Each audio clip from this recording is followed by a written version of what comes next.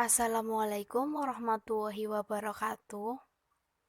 Halo teman-teman, perkenalkan nama saya Ade Irma Mailani dari Prodi S1 Farmasi Stikes Bakti Mandala Husada Selawi. Pada video kali ini, saya akan membahas tentang asas-asas umum toksikologi dan membahas sebuah jurnal. Asas-asas umum toksikologi. Timbulnya efek toksik suatu zat kimia terjadi melalui beberapa proses. Menurut Donatus, awalnya makhluk hidup terpapar oleh toksikan. Kemudian setelah diabsorpsi dari tempat paparannya, maka toksikan atau metabolitnya akan terdistribusi ke tempat aksi, sel sasaran atau reseptor tertentu yang ada di dalam diri makhluk hidup. Interaksi antara toksikan atau metabolitnya dengan sel sasaran atau reseptor di tempat aksi inilah yang menimbulkan pengaruh berbahaya atau efek toksik dengan wujud serta sifat tertentu. Berdasarkan alur peristiwa timbulnya efek toksik, ada 4 asas umum yang perlu dipelajari dan dipahami dalam toksikologi. 4 asas tersebut adalah kondisi pidana dan kondisi makhluk hidup, mekanisme aksi, wujud dan sifat efek toksik atau pengaruh berbahaya racun.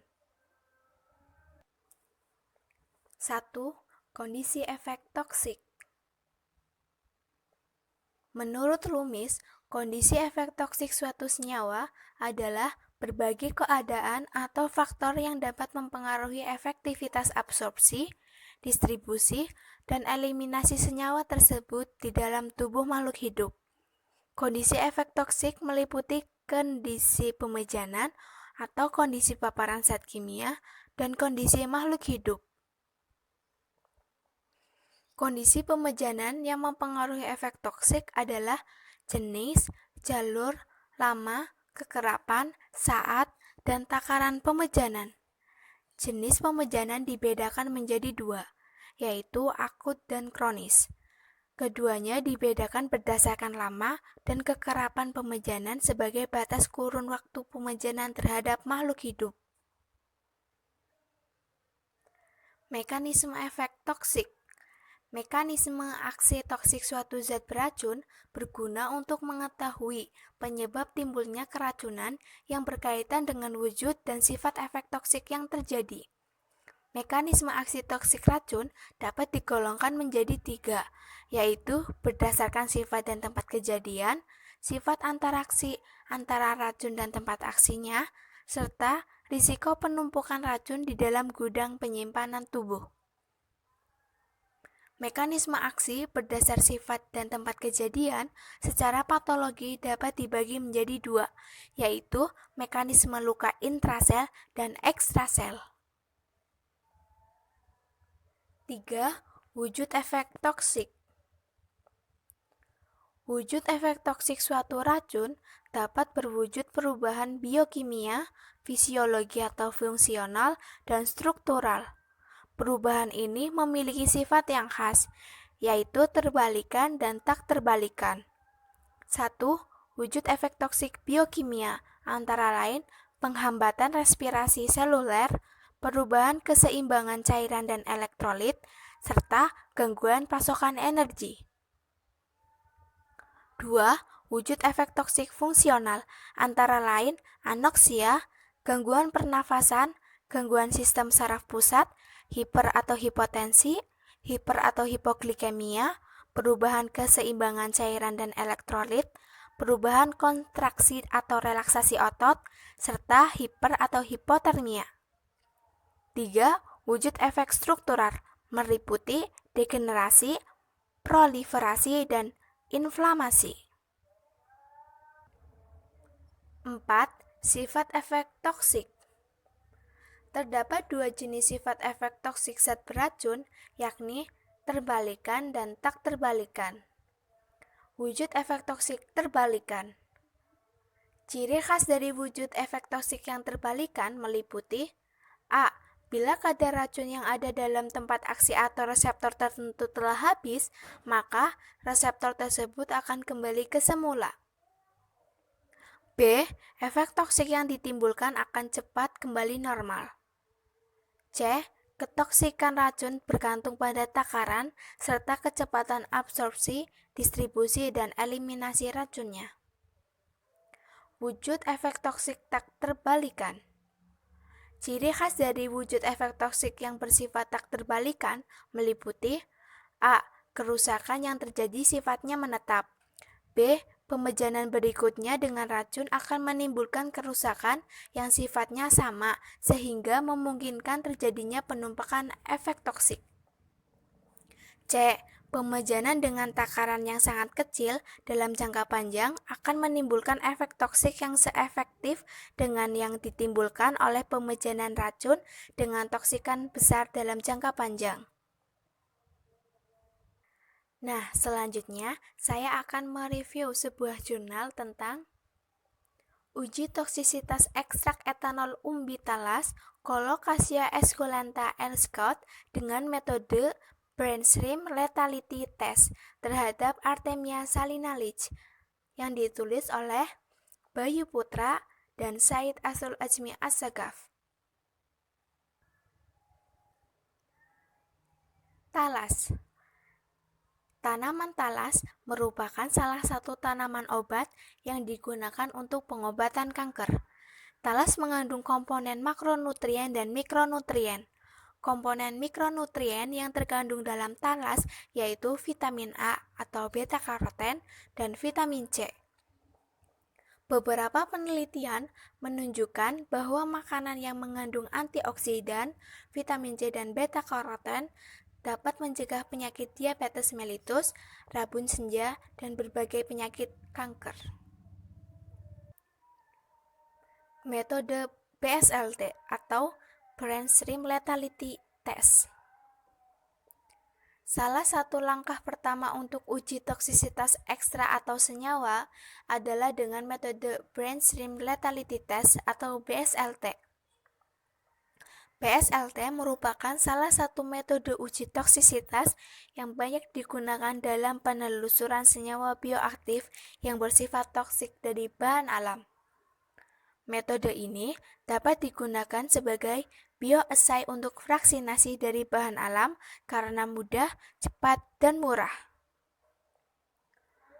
Tujuan dari penelitian ini adalah untuk menguji dan menentukan potensi toksisitas dan potensi anti kanker pada ekstrak etanol umbi talas dengan metode BSLT terhadap Artemia salinalij. Metode penelitian. Pada jurnal ini ada 3 prosedur yang dilakukan. Yang pertama, pembuatan sampel. Yang kedua, penyiapan hewan uji. Yang ketiga, perlakuan terhadap hewan uji. Yang pertama, pembuatan sampel. Sampel umbi talas yang telah dikeringkan sebanyak 300 gram dimaserasi dengan pelarut etanol 70% sebanyak 4000 ml. Diamkan selama 3 hari dalam bejana tertutup dan terlindungi dari cahaya matahari langsung sambil diaduk secara periodik. Setelah 3 kali 24 jam, dilakukan penyaringan untuk diperoleh ekstrak etanol cair. Hasil penyaringan diuapkan dengan menggunakan rotarovapor hingga diperoleh ekstrak kental. Yang kedua, penyiapan hewan uji. Hewan uji yang digunakan dalam penelitian ini adalah Artemia salinalij yang dipelihara dalam wadah yang berisi air laut bersih dengan pH yang dikondisikan 8-8,5 di bawah cahaya lampu dan suhu 28 derajat Celcius sampai 30 derajat Celcius menggunakan aerasi kuat dari bawah tangki atau tempatnya dan dibiarkan selama 48 jam. Yang ketiga, perlakuan terhadap hewan uji. Ekstrak kental ditimbang sebanyak 200 mg dilarutkan dengan etanol 70% sebanyak 20 ml sehingga diperoleh konsentrasi ekstrak 10 mg per mili sebagai larutan persediaan atau larutan stok. Dari sediaan tersebut dipipet sebanyak 0,1, 1, 10, 100, 1000, dan 10.000 mikrogram per mili dalam ppm ke dalam vial lalu diuapkan. Untuk pembanding, yaitu obat vincristin 1 mg dilarutkan dengan air laut sebanyak 10 mg sehingga diperoleh konsentrasi obat dalam air laut 0,1 mg per mili sebagai larutan stok. Dari larutan stok dipipet 0,01, 0,1, 1, dan 10 mikrogram per mili dalam ppm dan untuk kontrol negatif yaitu air laut. Lalu dimasukkan 10 ekor larva udang Artemia dan dicukupkan volumenya sampai 10 mili. Tiap vial ditambahkan 1 tetes suspensi ekstrak ragi 3 mg dalam 5 mili air laut sebagai sumber makanan. Vial-vial uji kemudian disimpan ke tempat yang cukup mendapat sinar lampu. Setelah 24 jam, dilakukan pengamatan terhadap jumlah larva yang mati. Untuk tiap sampel dan kontrol, dilakukan pengulangan sebanyak 10 kali. Hasil penelitian bisa dilihat pada tabel 1 merupakan data hasil pengamatan kematian larva udang Artemia salinalix selama 24 jam perlakuan. Pada tabel 2 merupakan data hasil pengamatan kematian larva udang Artemia salinalix selama 24 jam perlakuan untuk vincristin sebagai pembanding.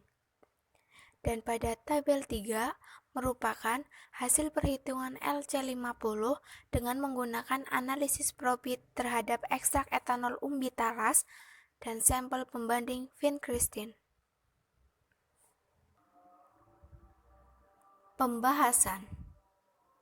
Pada penelitian ini digunakan obat vincristin sebagai pembanding dengan variasi konsentrasi yaitu 0,01, 0,1, 1, dan 10 mikrogram per mili untuk menunjukkan aktivitas toksisitas yang sebanding dengan ekstrak uji atau tidak dalam range yang dianggap kuat. Untuk melihat perbandingannya, digunakan aktivitas toksisitas dari siklofosfamid yaitu dengan nilai LC50 yaitu 6 mikrogram per mili sampai 95 mikrogram per mili yang dianggap sangat kuat. Setelah 24 jam perlakuan, dihitung jumlah larva Artemia salinalix yang mati dari setiap vial. Dilakukan perlakuan yang sama terhadap pembanding. Hasil penelitian diperoleh jumlah larva udang yang mati pada konsentrasi 0,1 mikrogram per mili sebanyak 26,67%, 1 mikrogram per mili sebanyak 33,33%, 10 mikrogram per mili sebanyak 33,33%, 100 mikrogram per mili sebanyak 50%, 1000 mikrogram per mili sebanyak 66,67%, 10.000 mikrogram per mili sebanyak 86,67% dan kontrol air laut sebanyak 0%. Dilihat dari perolehan persentase kematian Artemia, konsentrasi ekstrak yang paling baik dalam membunuh Artemia yaitu pada konsentrasi 100 mikrogram per mili. Sedangkan konsentrasi vincristin yang paling baik dalam membunuh Artemia yaitu pada konsentrasi 1 mikrogram per mili. Kemudian, data dari ekstrak etanol umbitalas dan vincristin dihitung nilai LC50 dengan menggunakan metode grafik probit log konsentrasi. Hasil dari analisis probit dengan menunjukkan LC50 dari ekstrak etanol umbitalas dengan tingkat kepercayaan 95% yaitu 33,997 mikrogram per mili. Hasil data dari pembanding obat vincristin menunjukkan nilai LC50 yaitu 0,398 mikrogram per mili. Berdasarkan kategori aktivitas toksisitas, nilai LC50 yang diperoleh termasuk dalam kategori toksisitas 0-100 mikrogram per mili, dianggap kategori kuat dan menunjukkan bahwa ekstrak etanol umbitalas bersifat toksik terhadap Artemia salinale. Suatu sampel dapat dikatakan memiliki potensi sebagai anti kanker apabila uji toksisitas dengan LC50 kurang dari 1000 mikrogram per mili dan jika semakin kecil nilai LC50 dari ekstrak uji, maka sampel uji memiliki aktivitas sebagai anti kanker. Hasil penelitian yang menunjukkan nilai LC50 termasuk dalam kategori aktivitas toksisitas yang dianggap kuat dan dapat berpotensi besar sebagai anti kanker, sehingga bisa dilakukan penelitian lebih lanjut terhadap sampel uji. Kesimpulan: berdasarkan hasil penelitian, dapat disimpulkan bahwa ekstrak etanol umbitalas bersifat toksik karena memiliki nilai LC50 kurang dari 1000 mikrogram per mili, yaitu sebesar 33,997 mikrogram per mili. Sedangkan nilai LC50 obat vincristin yaitu sebesar 0,398 mikrogram per mili. Jadi, ekstrak etanol umbitalas memiliki toksisitas akut yang berpotensi sebagai anti kanker. Sekian video kali ini, kurang lebihnya mohon maaf, semoga bermanfaat. Terima kasih. Wassalamualaikum warahmatullahi wabarakatuh.